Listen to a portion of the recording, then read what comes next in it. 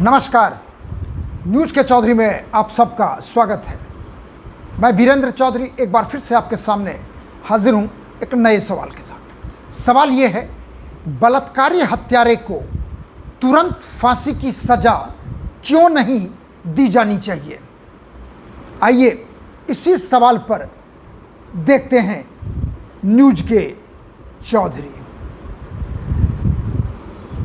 पश्चिम बंगाल के कोलकाता में एक सरकारी अस्पताल यानी आरजी कर मेडिकल कॉलेज में शुक्रवार यानी 9 अगस्त को एक पोस्ट ग्रेजुएट ट्रेनी महिला डॉक्टर का अर्धनग्न शव मिला 9 अगस्त को, और जांच में पता चला कि उसके साथ बलात्कार हुआ है।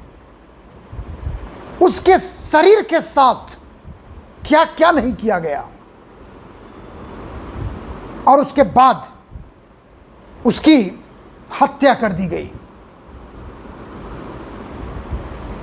और पुलिस ने एक संजय नाम के आरोपी यानी संजय रॉय को 9 अगस्त को ही गिरफ्तार किया, और 10 अगस्त को आरोपी संजय को 14 दिन की पुलिस हिरासत में भेज दिया गया, और उसे सियालदह कोर्ट में पेश किया गया था। 23 अगस्त तक वो कस्टडी में रहेगा। यानी ये घटना, दुर्घटना, अमानवीय व्यवहार एक मेडिकल कॉलेज में, अस्पताल में 31 वर्ष की महिला के साथ रात के ड्यूटी पर थी। विभत्स, जघन्य, अमानवीय बलात्कार और हत्या। और उसके बाद उस युवा महिला डॉक्टर की हत्या ने पूरे देश को ऐसे रोंगटे खड़े किए कि उस दिन से देश के कोने कोने में डॉक्टर ही नहीं, आम नागरिक भी रोड पे आके प्रोटेस्ट मार्च कर रहा है। और कलकत्ता में भी हो रहा है। कलकत्ता में तो प्रोटेस्ट हो रहा है, उसमें कुछ ऐसे अवांछित तत्व यानी गुंडा, आवारा उस शांतिपूर्ण प्रोटेस्ट को ऐसे डिसरप्ट किया कि पूरे कॉलेज के, मेडिकल कॉलेज के हर चीज को तोड़ दिया गया। प्रोटेस्ट पर बैठे डॉक्टरों, महिला, पुरुष शामिल, सबके साथ क्या नहीं किया। वो कौन थे गुंडे? दर्जनों में आए थे, और कलकत्ता पुलिस चुपचाप किनारे हो गई। और पश्चिम बंगाल की मुख्यमंत्री ममता बनर्जी हैं, तीसरा टर्म है उनका, भारी सीटों से जीतती हैं, और देश में अकेला मुख्यमंत्री हैं जो महिला हैं। अब वो बुजुर्ग की श्रेणी में भी हैं, जिन्हें लोग ममता दीदी भी कहते हैं। लेकिन इस घटना ने, बलात्कार और हत्या की घटना ने बंगाल तो बंगाल, पूरे देश को हिला के रख दिया है। और जैसा मैंने बताया कि 9 अगस्त की घटना है ये, आरोपी की गिरफ्तारी होती है। 10 तारीख को उसे 14 दिन के लिए आरोपी को कस्टडी में भेज दिया जाता है, और ममता दीदी यानी ममता बनर्जी घोषणा करती हैं कि यदि बंगाल पुलिस संडे तक, आने वाले संडे यानी 18 अगस्त तक केस को सुलझा नहीं पाई तो वो सीबीआई को हैंडओवर कर देगी।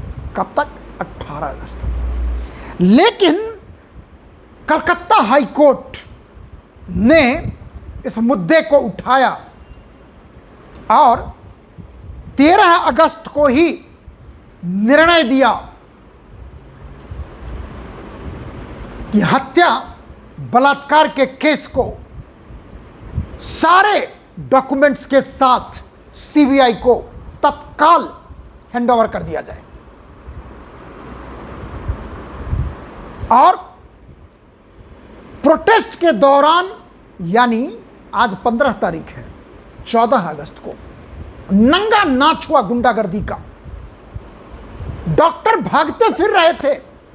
सवाल उठता है कि आखिर वो गुंडे हॉस्पिटल में, इमरजेंसी वार्ड में, जनरल वार्ड में सारे चीजों को तोड़फोड़ करके क्या दिखाना चाह रहे थे? प्रोटेस्ट पर बैठे युवा डॉक्टर, हमारे लड़की और लड़के युवा डॉक्टर्स भाग रहे थे डर के, मारा गया और कलकत्ता पुलिस देखती रही।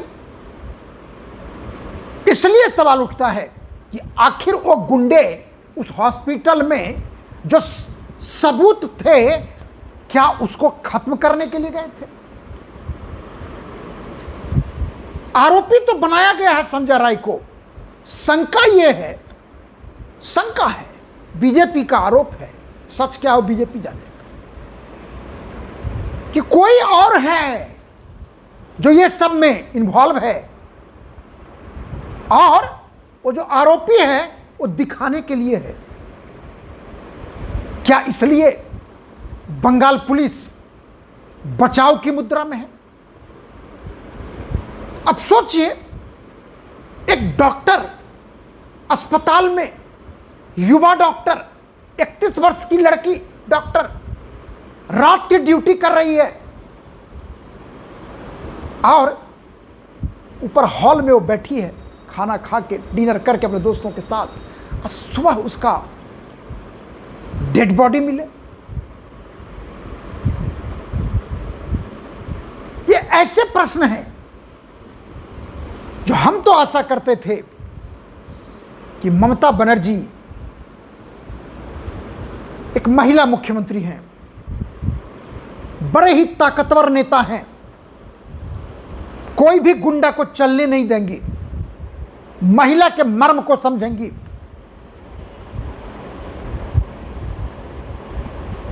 लेकिन ऐसा नहीं हुआ। और आज क्या हुआ? प्रधानमंत्री नरेंद्र मोदी स्वतंत्रता दिवस के अवसर पर लाल किले के प्राचीर से भाषण दे रहे थे और उस भाषण में प्रधानमंत्री नरेंद्र मोदी ने कहा कि महिलाओं के खिलाफ जघन्य अपराध करने वालों के दिलों में फांसी का डर पैदा करना चाहिए। और मेरा सवाल है, क्यों नहीं तुरंत उस बलात्कारी हत्यारे को फांसी दी जानी चाहिए? मैं प्रधानमंत्री के शब्दों को प्रयोग करूंगा, उन्हीं के शब्दों को। अंडरकोट, आज एयरफोर्स, आर्मी, नेवी से लेकर स्पेस सेक्टर तक हम महिलाओं का दमखम देख रहे हैं। लेकिन दूसरी तरफ कुछ चिंता की बातें भी आती हैं। मैं आज लाल किले से फिर एक बार अपनी पीड़ा व्यक्त करना चाहता हूं। समाज के नाते हमें गंभीरता से सोचना होगा कि हमारी माताओं, बहनों, बेटियों के प्रति जो अत्याचार हो रहे हैं, उसके प्रति देश का आक्रोश है, जन सामान्य का आक्रोश है। इस आक्रोश को मैं महसूस कर रहा हूं। इसे देश समाज और हमारी राज्य सरकारों को गंभीरता से लेना होगा। महिलाओं के खिलाफ अपराधों की जल्द से जल्द जांच हो, राक्षसी कृत्य करने वालों को जल्द से जल्द कड़ी सजा हो। यह समाज में विश्वास पैदा करने के लिए जरूरी है। आगे प्रधानमंत्री ने यह भी कहा कि जब बलात्कार की या महिलाओं पर अत्याचार की घटनाएं घटती हैं तो उसकी बहुत चर्चा होती है, बहुत प्रचार होता है, मीडिया में छाया रहता है, लेकिन जब ऐसे राक्षसी मनोवृत्ति वाले व्यक्ति को सजा होती है तो वो खबरों में कहीं नजर नहीं आती है, एक कोने में कहीं पड़ा रहता है।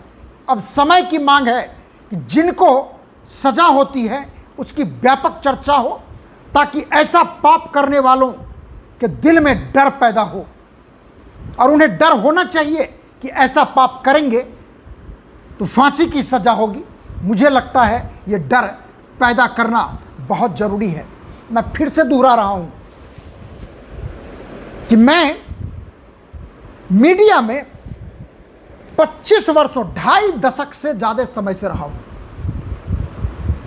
मित्रों, भारत में ये पहली बार नहीं हुई, कई बार ऐसे मौके आए हैं, इस तरह की घटना हुई है। मैं आपको आगे बता रहा हूं। हर घटना के बाद, चूंकि मैं भी एक पिता हूं, मेरे भी बच्चे हैं, बेटी भी है, बेटा भी है, ये नहीं हो सकता किसी दूसरे के बेटी से ये अन्याय हो, अत्याचार हो, बलात्कार हो, हत्या हो तो हम ये कह के टाल देंगे कि मेरी बेटी नहीं है। मैं बौखला जाता हूं। और न्यूज रूम में जो हमें सुन रहे होंगे, मेरे मित्र, कॉलीग, पुराने कॉलीग, अक्सर मैंने ये सवाल उठाया कि सवाल पूछना चाहिए कि ऐसे दरिंदे को दिन दहाड़े फांसी की सजा दे देनी चाहिए। अलग बात है कि जब भी इस तरह का स्टैंड मैंने लिया, हमेशा लिया, तो न्यूज रूम में सबों ने, मेरे मित्रों ने कहा कि आप तो बिल्कुल कैओस पैदा करना चाहते हैं, फिर कानून क्या करेगा? कानून तो कर रहा है। जो हमेशा आप सुनते हैं कि रेप किया गया, उस लड़की के अंग अंग के साथ दुर्व्यवहार किया गया, डेड बॉडी के साथ दुर्व्यवहार किया गया। क्या कर लिया कानून ने? क्या किया पुलिस ने? कलकत्ता की पुलिस ने? कोर्ट में आएगा। बड़े बड़े लोगों के केस बड़े जल्दी चलते हैं, आम आदमी के केस जल्दी नहीं चलते। आम आदमी के केस में बड़े वकील नहीं हो सकते, हमारे केस में बड़े वकील नहीं हो सकते। मेरे पास पैसे नहीं है, जो आम आदमी है उनके पास पैसे नहीं है। इसलिए मैं कहता हूं कि प्रावधान ही ऐसा हो, व्यवस्था ही ऐसी हो। मैं ये नहीं कहता कि आप जांच ना करिए, जल्दी कीजिए, विदिन अ वीक कीजिए, तय कीजिए और उसे सजा दे दीजिए। जैसा प्रधानमंत्री ने कहा है, उनके बात से मैं सहमत हूं कि इतना प्रचार कीजिए उस फांसी की सजा को कि दुनिया देखे कि एक अबला के साथ, एक महिला के साथ, एक निर्दोष लड़की के साथ जो हुआ है वो किसी अन्य लड़की के साथ ना हो। और आते हैं वापस कि जब प्रधानमंत्री ने ये बात कही तो शाम को बंगाल की मुख्यमंत्री ममता बनर्जी ने क्या कहा वो भी मैं आपको सुनाऊंगा। आश्चर्य होगा आपको सुन के, लेकिन सुनिए उन्हीं के शब्दों को। जहां तक मुझे जानकारी मिली है, मैं छात्रों को दोष नहीं दूंगी। वाम और राम एकत्रित होकर यह कर रहे हैं। वाम मतलब लेफ्ट, राम मतलब मुझे लगता है बीजेपी, लेकिन राम शब्द का प्रयोग ममता बनर्जी ने क्यों किया है, यह अपने आप में एक प्रश्न है। बहुत बड़ा गंभीर प्रश्न है, क्योंकि मर्यादा पुरुषोत्तम राम को यदि ममता दीदी इंगित कर रही हैं तो बिल्कुल ही स्वीकार्य नहीं होगा। बहरहाल आगे उनके जो वक्तव्य हैं, जहां तक मुझे जानकारी मिली है, मैं छात्रों को दोष नहीं दूंगी, वाम और राम एकत्रित होकर यह कर रहे हैं। घटना बहुत दुर्भाग्यपूर्ण है। हम अभी भी कहते हैं कि फांसी होनी चाहिए। ममता बनर्जी भी कह रही हैं। 9 तारीख की घटना है, 18 तारीख तक इंतजार कर रही थी बंगाल पुलिस के परफॉर्मेंस का, और 18 तारीख को सीबीआई को हैंड ओवर करती, तब तक सारे सबूत साफ। लेकिन बंगाल कलकत्ता हाईकोर्ट ने 13 तारीख को सीबीआई को दे दिया। आगे सुनिए ममता दीदी क्या कहती है। हमने सारे दस्तावेज दे दिए हैं, जो भी लीक हो रहा है, जब तक हमारी पुलिस जांच कर रही थी तब तक कुछ भी लीक नहीं हुआ। सोचिए 13 तारीख को हैंडओवर करने के लिए बोला है, तब तक यह केस एकदम परिणाम आने वाले ही था। चूंकि कलकत्ता हाईकोर्ट ने हैंडओवर का आदेश दिया, तो बंगाल की मुख्यमंत्री कहती हैं कि अब सारा गड़बड़ है। मेरी और बंगाल के लोगों की संवेदना पीड़ित परिवार के साथ है। यह बहुत बड़ा अपराध है, इसकी एकमात्र सजा फांसी है। अगर अपराधी को फांसी होगी तभी लोगों को इससे सबक मिलेगा, लेकिन किसी निर्दोष को सजा नहीं मिलनी चाहिए। सवाल उठता है, यह अंतिम लाइन, निर्दोष को सजा नहीं मिलनी चाहिए, और संडे तक कलकत्ता पुलिस जांच कर लेती है, तो क्या ममता बनर्जी को लगता है कि संडे तक यह केस में निर्णय हो जाएगा कलकत्ता पुलिस से कि दोषी कौन है? वो संजय है या कोई और है? और उस हॉस्पिटल को अंग भंग क्यों किया गया?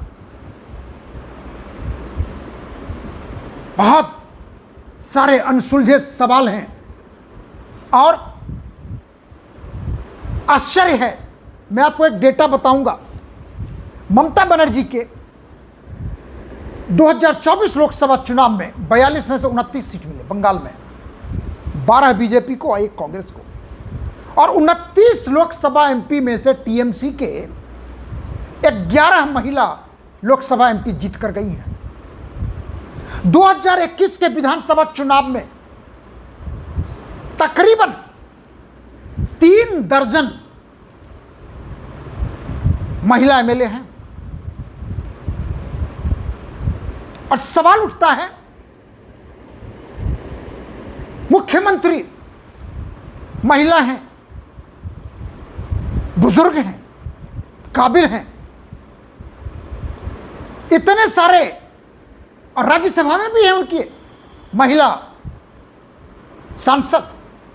क्या इतने महिला सांसद होने के बाद भी इतना इग्नोरेंस?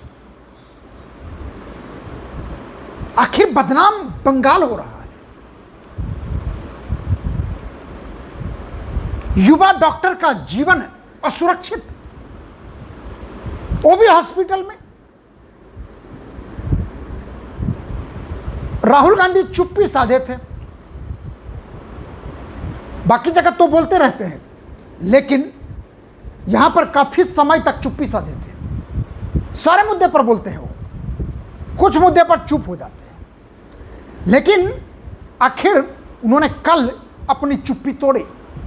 तो मैं चाहूंगा कि राहुल गांधी के भी वक्तव्य को थोड़ा मैं सुनाऊं आपको, उन्हीं के शब्दों में। कोलकाता में जूनियर डॉक्टर के साथ हुई रेप और मर्डर की विभत्स घटना से पूरा देश स्तब्ध है। उसके साथ हुए क्रूर और अमानवीय कृत्य की परत दर परत जिस तरह खुलकर सामने आ रही है, उससे डॉक्टर्स कम्युनिटी और महिलाओं के बीच और उस सुरक्षा का माहौल है। पीड़िता को न्याय दिलाने की जगह आरोपियों को बचाने की कोशिश अस्पताल और स्थानीय प्रशासन पर गंभीर प्रश्न खड़े करता है।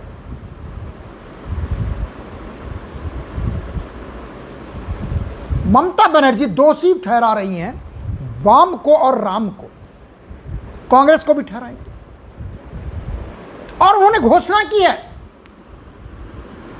कि वो भी आमरण अनशन पर बैठेंगी। सवाल होता है किसके खिलाफ? बंगाल में बीजेपी की सरकार तो नहीं है, 42 में से 29 एमपी लोकसभा तो आपके हैं,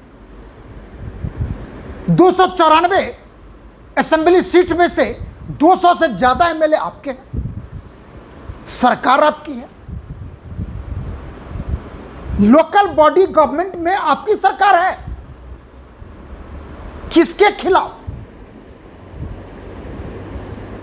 मुझे बड़ा दुख है इस बात का, और खास करके जब इस तरह की घटना होती है, जब भी हुई हो, मेरे मन में एक ही सवाल आता है कि ऐसे दरिंदे को ढूंढो, जो भी है इमीडिएट प्रायोरिटी पे, नो पॉलिटिक्स, और उसे लटका दो फांसी पे, चौराहे पर खड़ा करके लाइव ब्रॉडकास्ट करो, लाइव टेलीकास्ट करो, क्योंकि वो डॉक्टर की बेटी किसी की बेटी है, हम सबके घर में बेटियां हैं।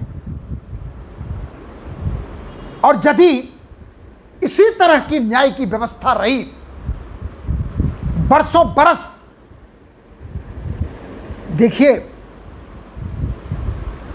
लेजिटिमेसी बहुत बड़ा सवाल है।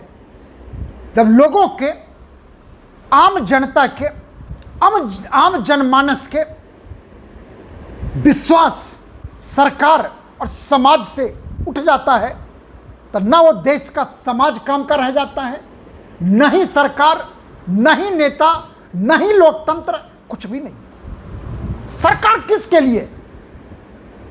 समाज में व्यवस्था के लिए, राज्य में व्यवस्था के लिए। क्या व्यवस्था? कानून व्यवस्था। और जब कानून व्यवस्था बनाने वाला ही भ्रष्ट हो जाए, दोषी का साथ दे, निर्दोष को प्रताड़ित करे, तो आप क्या कहेंगे? इसलिए मेरा कहना यही है कि अब तो मामला सीबीआई के पास आ चुका है, और मैं यही चाहूंगा एक नागरिक के रूप में, एक पिता के रूप में, एक पत्रकार के रूप में, कि जितनी जल्दी से जल्दी दोषी को ढूंढा जाए, और ऐसी, यानी बलात्कार और हत्यारा दोनों है वो, जो भी है, और उसे